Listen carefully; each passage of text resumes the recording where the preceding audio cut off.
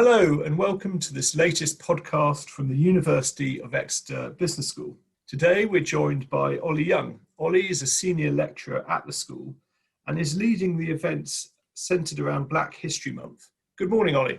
Good morning, Toby. Thanks very much for joining us. Now, I understand you're very much leading the various events around the school centred on Black History Month. I guess my first question would be, can you give us a sense of how Black History Month has come about and really what's the objective of the initiative? Good question, and I think now's a good time to actually address that. So Black History Month is actually an American import. It's an annual observance of important people and events within the Black community. The US version is actually held in February and normally focuses on the African diaspora. In the UK, we actually started to make this our own, holding our own annual remembrance in October, and generally it's used as a platform to highlight the achievements of the global Black community. Although there is now more movement, and one thing that we're quite keen to do here at the University of Exeter is to actually look at focusing specifically on the Black community within the UK, who are often overlooked in favour of global Black members of the community. So that's really, the Black History Month is a celebration of achievements and contributions within the Black British community. Based on where we are in the world at the moment, why is the initiative particularly important now? Again, a very good question. And I can't actually not answer that question with starting with 2020, actually. I mean, you know, for many reasons, it's been a bit of a rough year. But I think the key things that I need to kind of draw our attention to, I'm sure we're fully aware because it's been all over the media, the unfortunate death of George Floyd. This in particular was captured on video and posted to social media.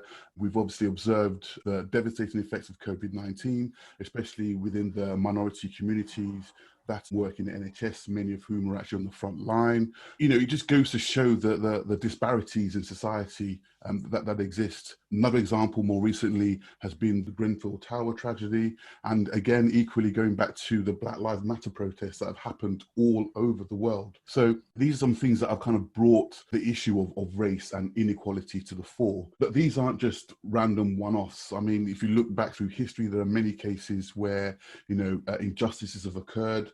They may not have reached that global state of awareness because of the technology's not been there and they've not captured these things. But, you know, if we look back, for example, in 2011, the riots in London, which were actually sparked by the tragic death of Mark Duggan, but obviously then they were fueled by, you know, again, the disparities in terms of how they were developing the stadia for the Olympic Games. You know, a lot of the communities were gentrified and people displaced, but they couldn't have access to some of the jobs or some of the opportunities. So that angered people. So don't get me wrong, the Olympics was a good thing, but at the same time though, it just kind of just demonstrated the lack of a level playing field and a lack of opportunity. So I guess really when you look at it all, it's more about just trying to tackle some of the lack of opportunity, inclusion and equality. You know, fairness at the end of the day is what I'm kind of trying to address here. And in terms of what you're doing at the business school in Exeter, so how is this working? Actually, it's been really interesting. We've had 3 events, and today's going to mark the 4th event that we've got taking place, and it's going really well. I think that the overwhelming response has been very positive, much more than I thought. We are where we are. The university could do a bit more diversity, as so could the Southwest, but we can't just start changing things. What we've got here is what we have. So it's been received well by those that have actually engaged with it. The university stance for Black History Month 2020 is to focus on racism, and this is one of the protected characteristics. And within the broader spectrum of the protected characteristics, we normally refer to it as equality, diversity, and inclusion. One of the takes that we are using at the moment in the business school is DICE, which is about diversity, inclusion, cohesion specifically. I'll talk a bit more about that later on, and equality or equity. The main focus for us really is about having this unified approach to addressing societal DICE issues, thus working cohesively and bringing on board our allies so that we can work together proactively to resolve some of the issues around racism and equality. I think everybody within the senior management that I've spoken to about the plans for the programme and many of the colleagues that I've worked with in bringing this programme to the public, you know, we all agree that this is best achieved through having open and frank conversations, something that is really missing within the wider community, not just within within the Black community, but within the UK as a whole. There is a tendency to walk away from uncomfortable or difficult conversations, and we want to enable those conversations. I think it's really important to do so, but at the same time, we're mindful of creating a safe and positive learning environment where our students, staff, and the wider community can come together, share experience, perspectives, and peer learn. Learning from each other is really, really important. And on that point, Ollie, how can, I guess, both individuals, and talking about students and the local community, but also organisations, how can they get involved? So in terms of involvement for individuals or businesses or organisations, I think the first and most important thing really is to reach out to minority communities, actively listen to some of the challenges that they face. So at the moment, obviously with Black History Month, we're talking about race.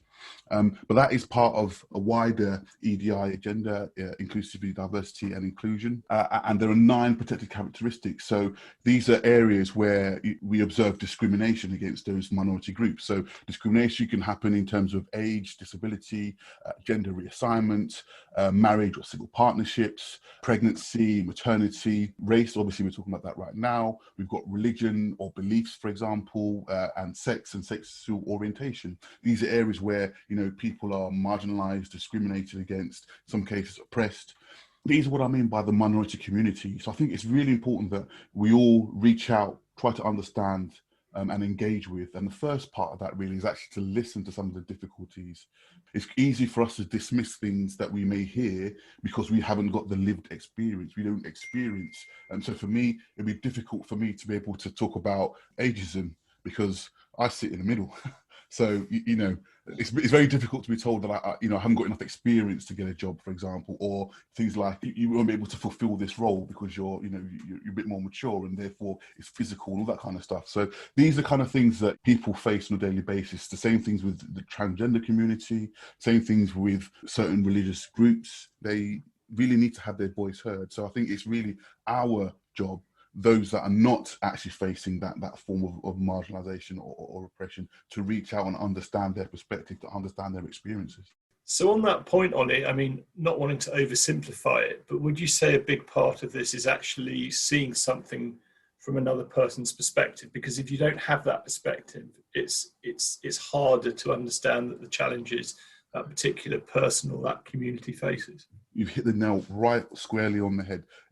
If you don't understand a situation, or let's say, for example, there's something that you're accustomed to doing and you haven't had the experience or the exposure to difference, to diversity, you might think that what you're doing is perfectly acceptable and normal, not realizing that that could actually be causing upset, mental distress to one of the minority groups that I've mentioned. So like you said, it's not a case of just trying to just beat people over the head. It's more a case of just trying to make people realize that they may not necessarily have the experience. They may not necessarily been involved in the conversation. And those are the things that really actually bring to fore some of the areas that people are offended by, upset by. And actually, if one thing COVID has taught me anyway, is that people might have a smile on their face when you're on a Zoom or Teams call and you're interacting through emails, but there's an underlying mental issue that we may not necessarily be aware of. Disability discrimination it's not just about the physical disability, it's also about some of the mental neuro differences that we may have. So because we're not aware of these, we might continue doing something that could actually be causing somebody deep distress. So that's why it's really important to have those conversations. And, it's easy for me to talk about how I would like to move forward and work. But if I don't listen to somebody, for example, who has a form of disability or is part of the transgender community, I would never understand some of those difficulties and issues. So that's why it's really important to have those conversations. And I think that's where our role as a university really is. It's interesting, we had a panel discussion on Monday, and one of the panelists actually stated that as a university, if we can't get it right, there is no hope for mankind. Well, there's no hope for personkind. Because I think really we need to be front and center at the forefront of challenging, creating learning spaces, providing education, providing resources that actually enable communities to come together for a better society. Thanks, Ollie. I guess my next question is, if we look a bit more wider at where we are, so Black History Month is a specific initiative over obviously a month, but in terms of wider diversity on a national or perhaps global level, what's your perspective of where we are at the moment? We've got a long way to go, I think, on all fronts. DICE is about all the protected characteristics, not just race. And I think there's a long way to go in terms of creating that fairer and equal society. If we were there, we wouldn't be sat here now having this conversation. There'd be no need for it. We've resolved those societal issues. So there is a way to go. And in some areas, we're starting to see some movement, some change. In other areas, it's a bit slower. And that's just the way it is. We can't try and resolve all the issues at once. But I think firstly, having that wider approach can actually help solve some of the individual areas that we've talked about. So in terms of Black History Month, for example, it occurs in October, and on October the 31st, the title of this special event then ceases, but obviously EDI or DICE is actually part of our business as usual, and that's what we need to have in our minds continuously. That's how we can actually try and work towards addressing some of these disparities. If we understand intersectionality, for example, then we'll realize that as human beings, we don't have just one facet. Our lives are quite complex. Our personality is not one dimensional. When you start thinking about the way a transgender Black person, for example, would experience life, they then obviously have multiple areas that they may be challenged. So that's what I mean. It's more a case of just trying to have more of a holistic approach. We have a series of special events that highlight some of the DICE issues, but if we make DICE a business as usual, it's part of our fabric, it's interwoven into everything that we do, we will make great advancements moving forward. My final question, Oli, is really going back to the institution that you're part of at University of Exeter Business School. So what would you say is the place of institutions like Exeter in trying to tackle some of these issues? Good question. The way I see it is that, the business school is integral, and I'll come back to why I say that in a moment, but business and money knows no boundaries. Financial transaction won't stop because I'm Black, for example. A financial transaction won't stop because, the money realizes that the person they're about to engage with has a specific religious belief, or they're gay, or they're transgender. That doesn't happen. So therefore, if that's the case, it's a great vehicle to help address these issues. I went to the Race Equality Charter event held by Advanced HE earlier on this year, and actually they highlighted how important the role of business schools in particular have, because generally speaking, business schools tend to be more diverse than other areas within universities. So therefore, I'm not saying it's the sole role of a business school, but I think they've got a greater role to play and almost lead the charge, if I can call it that. So as I said, it is a generalization, but typically you would find that that's one part of the university that is more diverse than others. So it's about encouraging the conversation. And I think through interdisciplinary activity, I had an amazing conversation with one of my colleagues over in politics and law, and we were actually talking about how one of the events that they were having could actually help